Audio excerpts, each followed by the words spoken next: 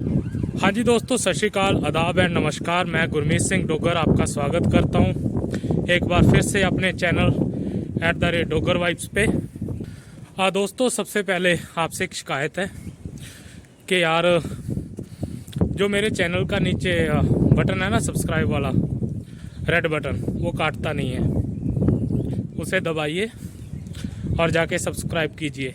यही मेरी विनती भी है आपसे, और यही सब आपसे विनती भी है, और यही मेरी शिकायत भी है, क्योंकि व्यूज़ काफ़ी हैं लेकिन सब्सक्राइबर्स उतने नहीं बढ़ रहे यार, है ना।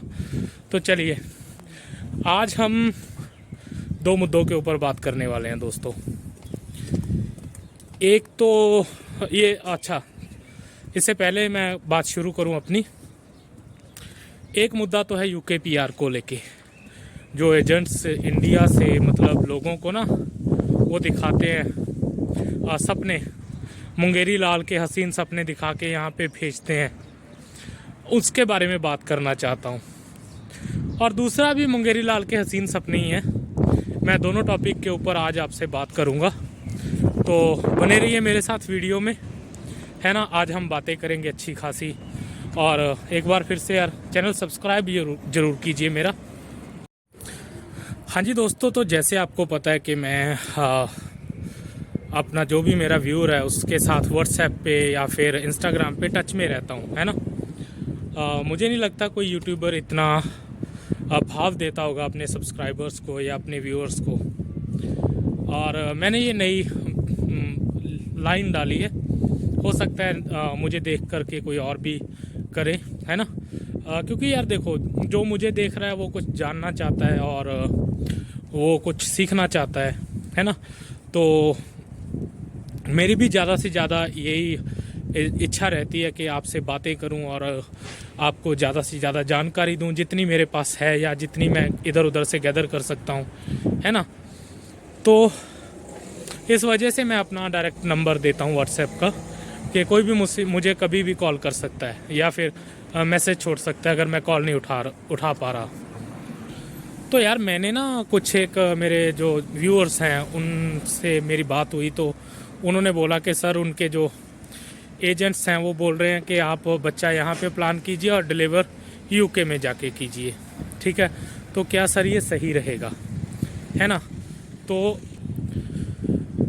और कि आप वहाँ पे जाके यूके में जब आपका बच्चा डिलीवर हो जाएगा तो उसका इंडियन पासपोर्ट नहीं बनवाइएगा, क्योंकि क्या है कि अगर आप इंडियन पासपोर्ट बनवाएंगे बच्चे का तो वो इंडिया का रेजिडेंट बन जाएगा और कुछ समय बाद आपको यूके का पासपोर्ट मिल जाएगा, है ना। तो ये आपके जो पीआर का लॉक है उसकी की है आपका बच्चा। तो मैंने सबकी बात सुनी, और यार ऐसा है कि हमारे लोग बहुत भोले हैं, है ना। और कुछ एक जो दूसरे लोग हैं वो उन्हें अपनी चालाकियों से लुभा लेते हैं और उनसे पैसा इतना ऐंठ लेते हैं कि वो फिर कहीं के नहीं रहते। तो मैं आज पहला तो यही टॉपिक है कि यूके में आने से, बच्चा डिलीवर करने से क्या आप पीआर हो जाएंगे, तो हम उसके ऊपर बातचीत करेंगे। तो यार ऐसा है कि यहाँ पे अगर आप किसी बच्चे को जन्म देते हैं, वैसे तो ऑलमोस्ट सभी कंट्रीज़ में क्या है कि एक हेग कन्वेंशन है, आपने शायद नहीं सुनी होगी। जो अडॉप्शन के ऊपर काम करते हैं उनको पता है इसका। जो हेग कन्वेंशन में सभी लोगों ने साइन किए हुए हैं, सभी देशों ने, तो उनमें क्या है, उनमें इंडिया भी है। उनमें क्या है कि बच्चा जिस कंट्री में पैदा होता है तो वो उस कंट्री का नागरिक ऑटोमेटिकली बन जाता है ना। तो हेग कन्वेंशन तो यहाँ तक रही। मुझे नहीं पता अभी यूके ने साइन किया हुआ है या नहीं किया हुआ। मुझे लगता है कि किया होगा, क्योंकि ऐसी कन्वेंशंस जो हैं ये इन्हीं देशों की पैदाइश हैं, हमारे लोगों की पैदाइश नहीं है ना। तो ये तो रही हेग कन्वेंशन की बात। तो दूसरा ये है कि यूके का एक अपना एक्ट है, 1981 है शायद, 1981 का बर्थ के रिलेटेड इनका है एक्ट। तो उसमें मैंने साफ साफ पढ़ा है, क्योंकि जब मेरा कोई सब्सक्राइबर मुझसे क्वेश्चन करता है तो मेरा रहता है कि मैं उसे एक अच्छा जवाब दे पाऊँ, है ना। तो मैंने वो एक्ट जाके पढ़ा तो उसमें 2-3 चीज़ें मोटी मोटी निकल के आती हैं। नंबर 1, कोई जन्म लेने से यूके का रेजिडेंट नहीं बनता, ठीक। तो ये तो आप भूल जाइए कि आप अपना बच्चा यहाँ पे आके डिलीवर करेंगे तो आपको यूके की नेशनलिटी मिल जाएगी, ठीक। दूसरा, अगर आपके माता पिता में से कोई एक, या आपकी माँ या आपका डैडी यूके का रेजिडेंट है तो आपकी फिक्स है यहाँ की सिटीजन, वो पक्की है, ठीक।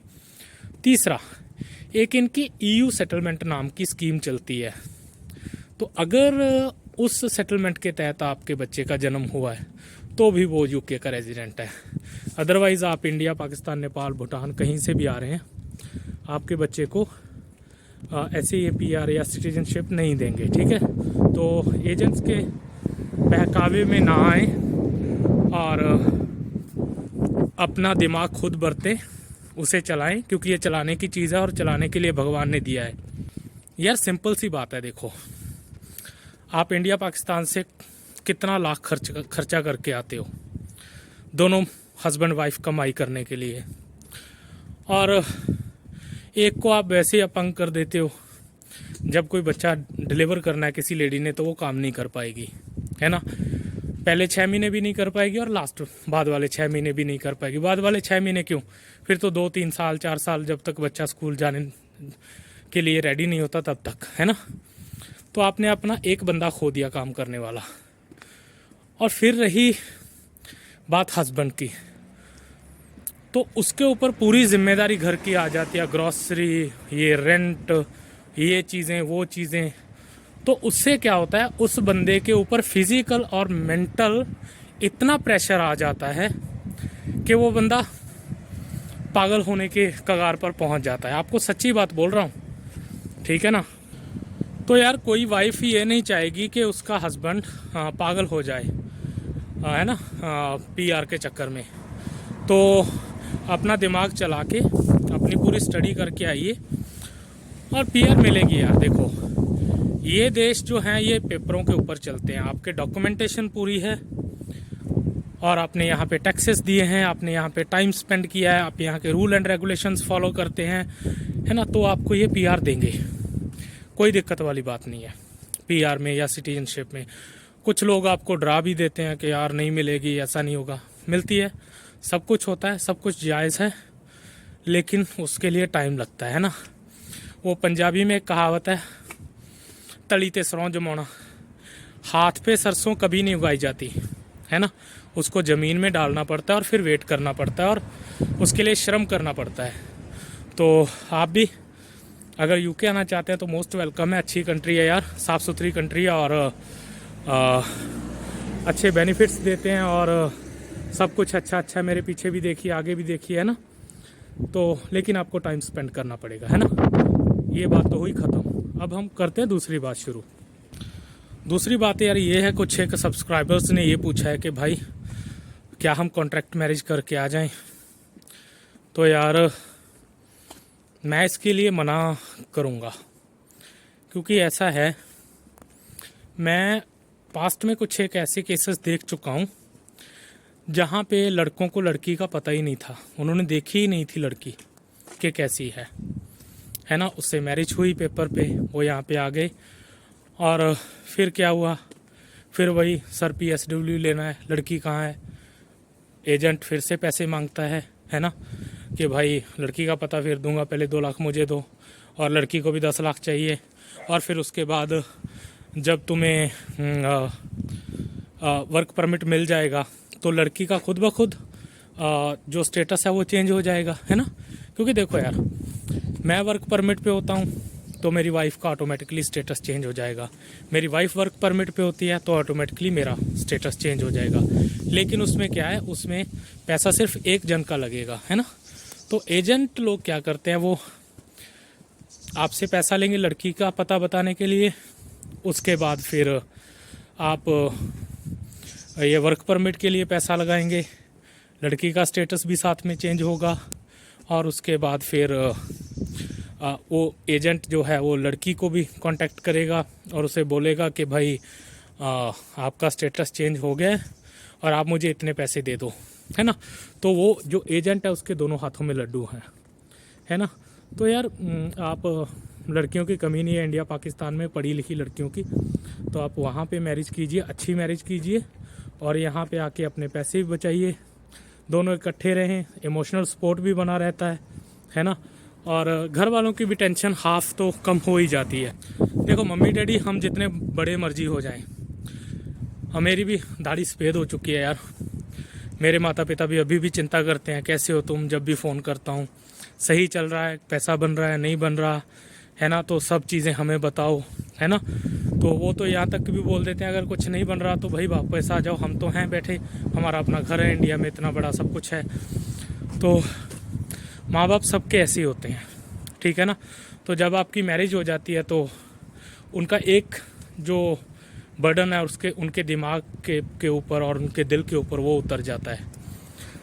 तो यार मैं तो आपको यही सलाह दूंगा कि आप अगर अनमैरिड हैं और मैरिज करके आना चाहते हैं तो आप मैरिज करके आइए, लेकिन अच्छे वाली असली मैरिज, ठीक है ना। तो इसी के साथ आज के दोनों टॉपिक हुए बंद यार। अभी मैं अपनी ड्यूटी पे भी पहुंचने वाला हूं और मेरी आप सबसे एक बार फिर से यही विनती है यार, मेरा चैनल सब्सक्राइब करो, ठीक है ना। हाँ, थैंक यू देखने के लिए यार, धन्यवाद, शब्बा खैर, मेहरबानी।